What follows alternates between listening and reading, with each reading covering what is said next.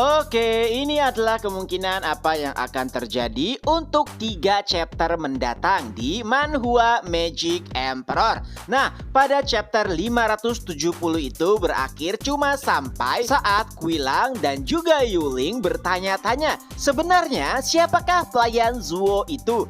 Tapi mari kita sambung dari pembahasan minggu lalu, yaitu saat Yuling, Quilang dan juga Pak Tua Yuan mengunjungi Zofan lagi di dalam makam. Tentu saja melihat kehadiran keduanya membuat Zofan kesal. Ia pun berkata, padahal belum 1 hari tapi kau ingin membalaskan dendam lagi. Tapi tiba-tiba keduanya malah bersujud dan langsung meminta maaf.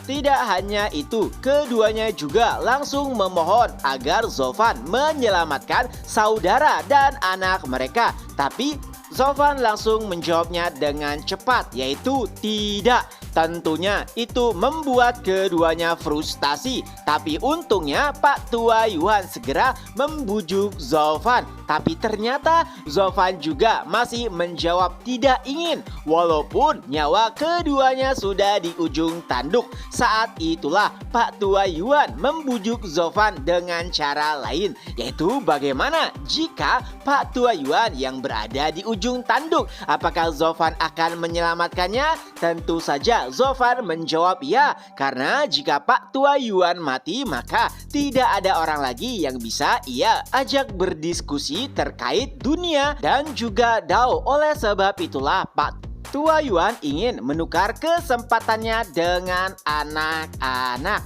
Pada akhirnya Zofan mau tidak mau harus setuju. Tapi Pak Tua Yuan kembali bertanya, jadi apakah kau akan menyelamatkan seorang atau keduanya? Zofan pun menjawab, aku akan menyelamatkan keduanya. Pak Tua Yuan pun tersenyum, pilihan bagus. Karena Zofan tahu pastinya nanti Pak Tua Yuan akan beralasan lagi dan meminta menukar kesempatannya untuk diselamatkan Zofan kepada anak lainnya. Dan daripada harus berdebat lagi, Zofan pun memilih untuk langsung menyelamatkan keduanya. Di sisi lain, Hu Maier dan juga senior Liu Shu sedang berdiskusi. Mereka sangat kesal karena rencana penyingkiran Yuling dan juga Quilang harus digagalkan karena kemunculan para eksekutif. Nah, pada intinya mereka juga kesal karena tidak bisa mengetahui sebenarnya siapakah yang berada di balik Zofan. Oleh sebab itulah senior Liu meminta Hu Maier untuk mengujinya atau mengetesnya agar ia tahu sebenarnya siapakah yang ada di balik Zofan. Beberapa saat setelahnya, Yuling dan juga Quilang nampak sedang membantu Zofan. Dan Pak Tua Yuan dengan sangat sopannya. Para pekerja yang menyaksikan hal tersebut bahkan nampak heran. Itu adalah situasi yang sangat-sangat tidak biasa. Tentunya Quilang dan juga Yuling melakukan hal tersebut karena Zofanlah satu-satunya harapan mereka. Adapun Pak Tua Yuan ialah yang membantu agar mau membujuk Zofan. Nah, sebelum memasuki ruangan Yuling dan juga Quilang, terdengar jelas 4 suara milik para kurcaci. Ya, mereka tengah bertaruh terkait kondisi Yu'er dan juga Guigang. Kapan mereka mungkin akan bangun dan sampai kapan mereka bisa bertahan. Mereka menggunakan pil untuk pertaruhan tersebut. Quilang dan juga Yuling yang mendengarkannya dengan jelas hanya bisa menahan rasa sedih karena siapa yang menyangka jika adik dan juga anak mereka dijadikan bahan taruhan. Tapi saat Zofan tiba, ia pun berkata, kalian apakah sudah selesai main-mainnya? Melihat kehadiran Zofan, keempatnya pun langsung terdiam. Mereka membungkuk dan berkata, pelayan Zuo. Ya, mereka nampak seperti anjing-anjing yang sangat patuh kepada tuannya. Penampilan tersebut bahkan mengejutkan Yuling dan juga Quilang. Seseorang dari 4 kurcaci pun bertanya, pelayan Zuo, apakah kau datang untuk menyembuhkan mereka? Zofan pun menjawab, entahlah, bagaimana jika tidak? Jawaban tersebut tentunya membuat Yuling dan juga Quilang panik. Karena bagaimana jika Zofan tidak jadi menyembuhkan mereka? Tapi tentu saja itu adalah taktik yang dimainkan oleh Zofan agar keduanya merasa bersalah dan juga berhutang banyak kepada Zofan. Sejujurnya ia sudah merasa nyaman tinggal di tempat bekerja, apalagi kehadiran Pak Tua Yuan yang juga sangat membantunya. Ia juga bisa berkultivasi dengan baik di dalam makam. Jadi semua yang ia miliki saat ini sudah sangat cukup. Jadi yang ia inginkan adalah agar tidak diganggu lagi. Adapun Yuling dan juga Quilang, ia juga berharap agar keduanya membantu Pak Tua Yuan di masa depan nanti. Setelahnya, Zofan pun memeriksa denyut nadi Yu'er. Ia menjelaskan kenapa situasinya bisa sampai menjadi seperti ini. Zofan juga berkata bahwa ia telah memperingati Yuling walaupun diabaikan. Kata-kata tersebut hanya bisa membuat Yuling tertunduk malu. Selanjutnya Quigang. Setelah memeriksa Quigang, Zofan pun mulai menjelaskan bagaimana situasinya bisa menjadi seburuk seperti saat ini dan juga telah menasehatinya terakhir kali untuk tidak menggunakan teknik yang tengah ia pelajari. Tapi mereka malah mengabaikannya dan inilah hasilnya. Quilang hanya bisa tertunduk malu saat mendengar kata-kata Zofan. Setelahnya para kurcaci kembali bertanya, jadi pelayan Zuo, pil apa yang akan Anda gunakan? Zofan pun menjawab, mari kita tindak lanjut nanti setelah keduanya menjadi sedikit baik. Dan Zofan pun mengambil ancang-ancang, lalu api biru mulai menyelimuti tubuhnya dan raungan naga pun terdengar jelas. Tidak ada yang tahu terkait dengan fenomena tersebut, tapi tidak dengan Pak Tua Yuan.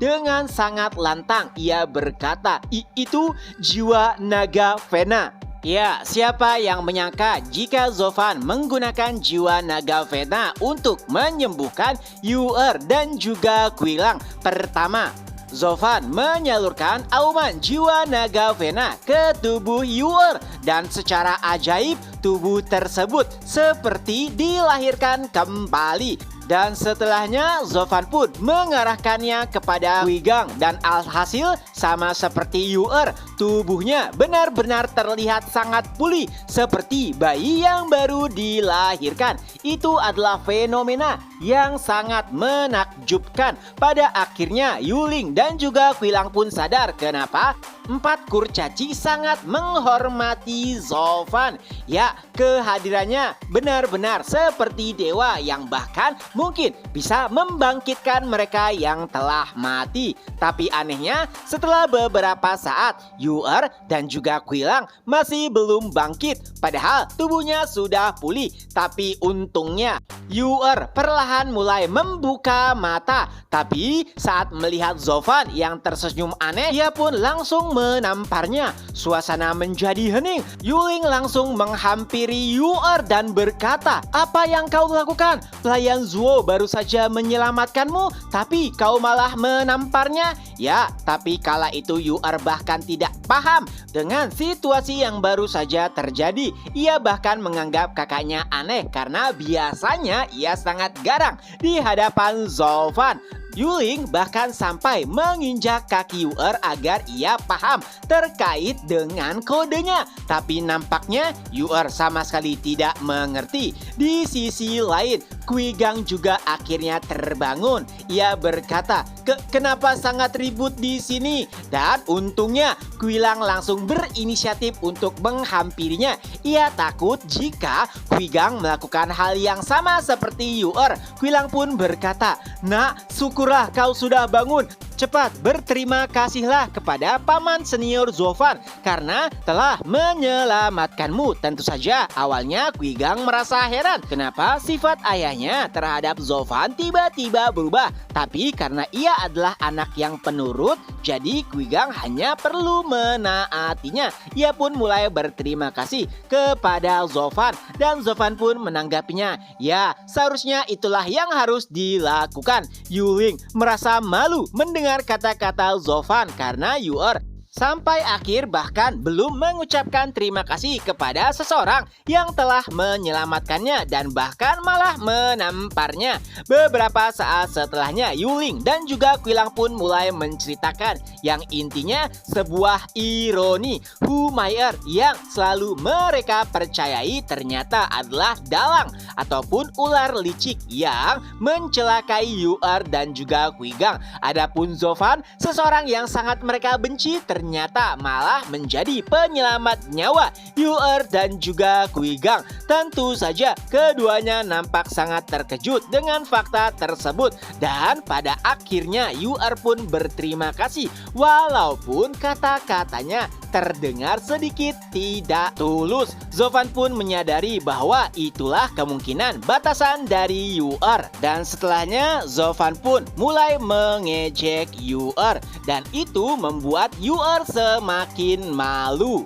Nah, karena keduanya sudah bangun dan juga mengetahui fakta yang tengah terjadi, Zofan melemparkan sebuah botol kepada Quilang dan berkata, "Bukalah." Dan saat membukanya, Quilang nampak sangat terkejut karena itu adalah pil tingkat 10. Zofan menjelaskan itu adalah pil pencapaian surgawi. Zofan memang telah menyembuhkan Quigang dan juga kultivasinya, tapi masalah untuk penerobosan itu sangat berbeda. Setelah situasi yang menimpanya akan sulit bagi Quigang untuk bisa menerobos ke ranah atau bahkan level selanjutnya dan pil tersebut akan sangat membantu Quigang. Tentunya Quilang nampak sangat senang siapa di sekte ini yang bisa mendapatkan pil tingkat 10. Oleh sebab itulah ia langsung menarik anaknya dan bersujud di hadapan Zofan. Quilang juga berkata, "Nak, cepat berterima kasih sebanyak-banyaknya kepada paman senior Zofan karena ia telah memberikan masa depanmu." Adapun Yuling, ya pada akhirnya terlihat sangat muram, apalagi setelah mengetahui fakta bahwa Yu'er belum pulih sepenuhnya. Tapi Zofan sangat senang dengan ekspresi tersebut. Beberapa saat setelahnya, Quigang langsung mengkonsumsi pil pencapaian surgawi.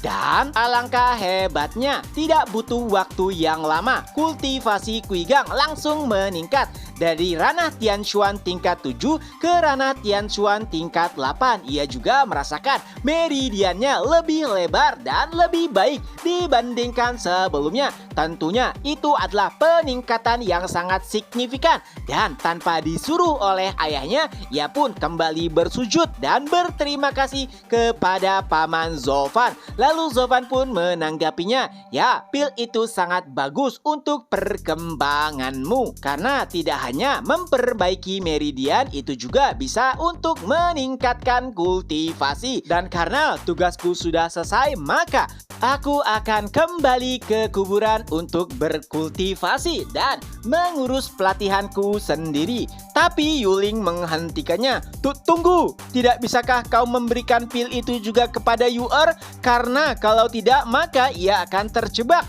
kepada kultivasinya saat ini."